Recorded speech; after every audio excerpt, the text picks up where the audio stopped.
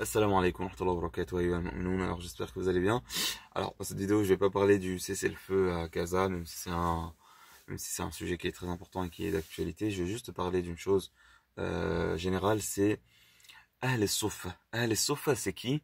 À la mosquée du prophète alayhi salatu wassalam.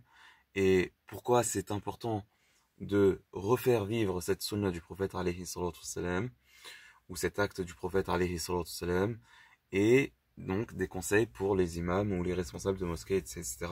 Et le danger de ne pas le faire aussi. Et le danger de ne pas le faire. Alors, Al-Sofa, c'est qui?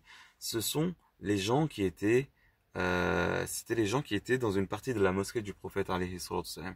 À la mosquée du prophète alayhi salatu wassalam, donc derrière, côté nord. Bon, la qibla, elle a changé, comme vous savez.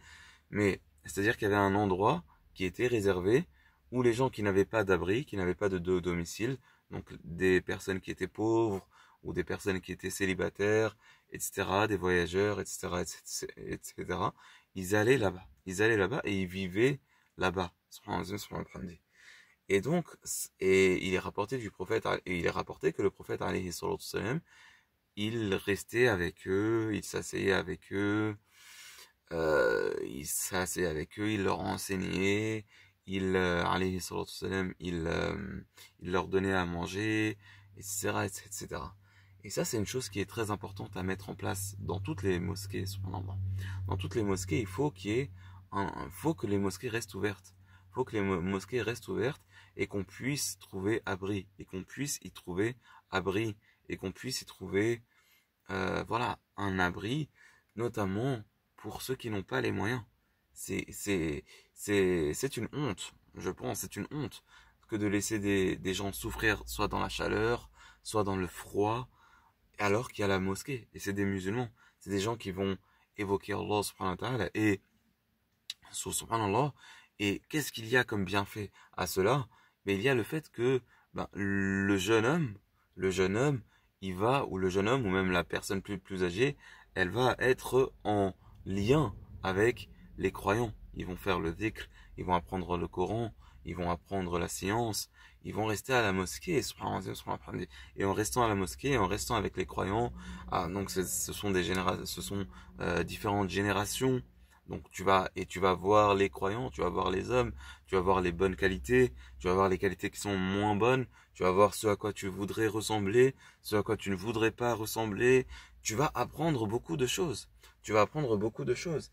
Et un des sahaba al-kiram qui était parmi Ahl al-Suffa, c'est Abu Huraira, radiallahu anhu. Abu Huraira, radiallahu anhu.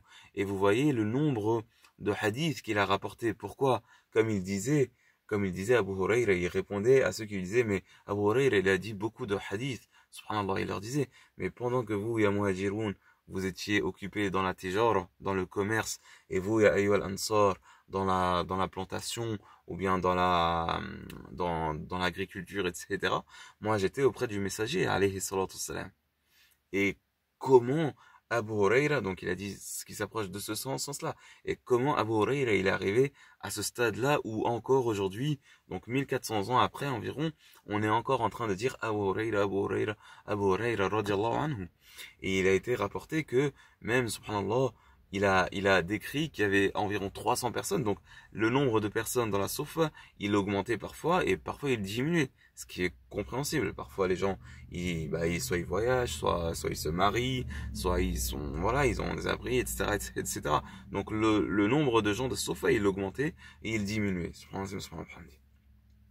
Mais il a été rapporté qu'il a dit, bon, il faut vérifier l'authenticité, qu'il y avait 300 personnes environ avec lui ou plus, et que tous ils sont ressortis ensuite, plus tard, ils sont ressortis comme des émirs, comme des patrons ou comme des chefs, etc., etc.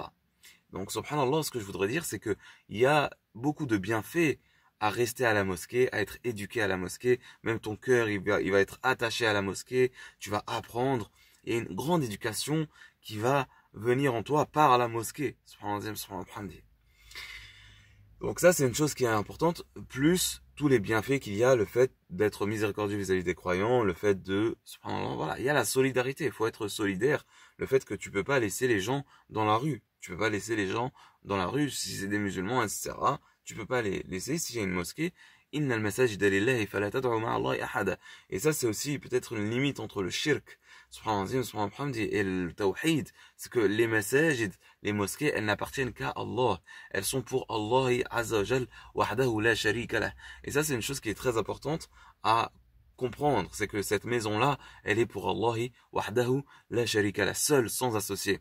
Donc on peut pas, voilà, tu peux pas venir faire ce qui va contredire ce qu'Allah subhanahu wa ta'ala aime. Et je pense d'ailleurs qu'il y aura de grands péchés le jour de la résurrection pour ceux qui fermaient les mosquées. Pour ceux qui fermaient les mosquées, donc là c'est des conseils aussi pour les imams, ceux qui ferment les mosquées et qui empêchent les gens de faire le dhikr, qui empêchent les gens de rester à la mosquée, et on sait tous les bienfaits, toutes les hasanettes qu'il y a au fait de rester à la mosquée.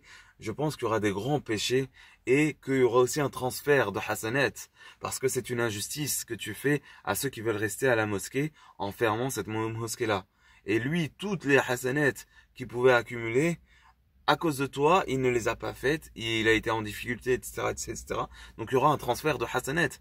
La yadlimu rabbuka ahada. Allah Azza wa Jalla, ton Seigneur, il n'est injuste envers personne. Et vous savez que il y aura des compensations le jour de la résurrection pour les injustices qui n'auraient pas été réglées sur terre, qui n'auraient pas été jugées avec justice sur terre. Il y a la compensation de ces injustices-là. Donc ça, c'est une chose à laquelle il faut faire attention. Donc c'est en dehors de la sunna du messager, alayhi salatu wassalam, il y a des méfaits et vous empêchez beaucoup de bien.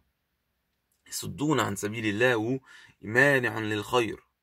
Tu peux voir ça. Soit tu bloques le sentier d'Allah subhanahu wa ta'ala, soit tu bloques le bien, ce qui est une catastrophe pour toi, ce qui est une musiba pour toi. Si tu fais ça, qu'Allah subhanahu wa ta'ala nous en préserve, d'empêcher le sentier divin ou d'empêcher le bien. Donc ça, c'est une chose qui est importante et que les imams doivent faire, auquel les imams doivent faire attention. Et nous-mêmes, en tant que musulmans, on doit essayer, voilà, d'être attachés à la mosquée. Ceux qui sont, enfin, une catégorie des gens qui sont sous l'ombre du trône d'Allah le jour où il y a d'autres trônes, d'autres ombres que la sienne, il y a, des gens dont le cœur est attaché aux mosquées. Voilà, donc le fait de rester à la mosquée, de rester avec les frères, et même le Nabi alayhi salam, il restait avec eux.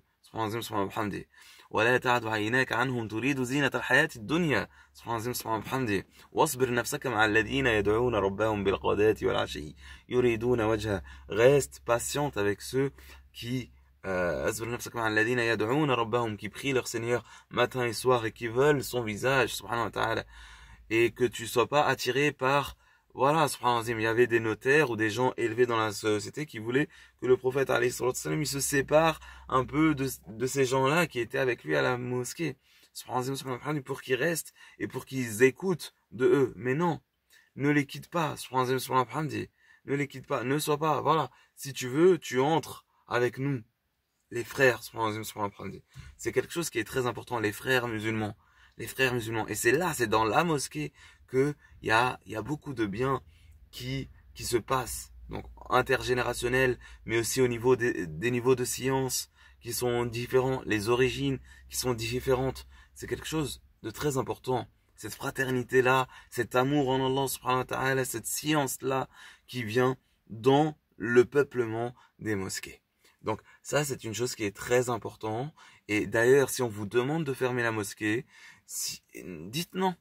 Refusez que votre main ferme la mosquée. Ça, c'est important pour que vous ne participiez pas à cette injustice-là. Ça, c'est des choses qui sont importantes. Il faut en prendre conscience. La ilaha illallah, pas de Dieu à part Allah Azza wa Jal. C'est quelque chose qui est très important. Qu'Allah subhanahu wa ta'ala nous guide, nous fasse comprendre sa religion, nous augmente de science et de lumière et de barakah et de khir, et qui fasse de nous des gens qui appellent au bien à la basira et qui suivons la sunna du messager sallallahu alayhi wa sallam, et qui nous ressuscite avec les martyrs, avec les prophètes, avec les véridiques et avec les bienfaisants. Et quelle bonne compagnie. Wa sallallahu wa sallam wa barik ala nabiyyina Muhammadin wa ala alihi wa sahbihi wa sallam.